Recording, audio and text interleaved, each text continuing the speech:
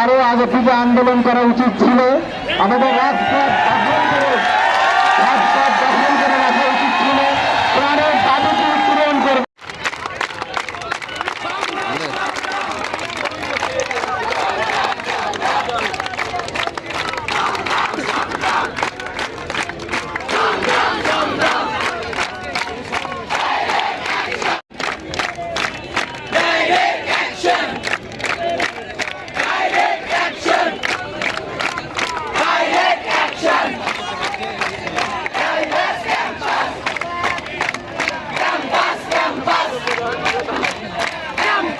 স্যারকে কালকে জানাই, স্যার আমাদের সাথে সংহতি প্রকাশ করে আপনাদের বাচ্চাদের নিয়ে যদি রাজপথে আসেন স্যার, আমাদের আন্দোলনটা জোরদার হবে। স্কুলের প্রতি কৃতজ্ঞতা প্রকাশ করছি। এখন আমাদের মাঝে আর কিছু রবীন্দ্র বিশ্ববিদ্যালয় আমাদের প্রাণের স্পন্দন।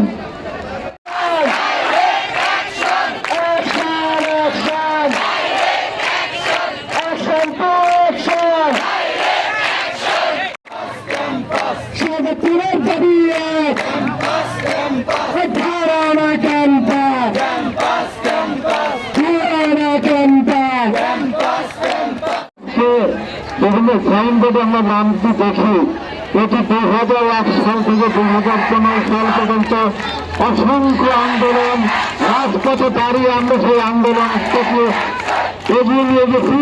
তার ফলশ্রুতিতে আজকে রবীন্দ্র বিশ্ববিদ্যালয় সদস্য স্থাপিত হয়েছে।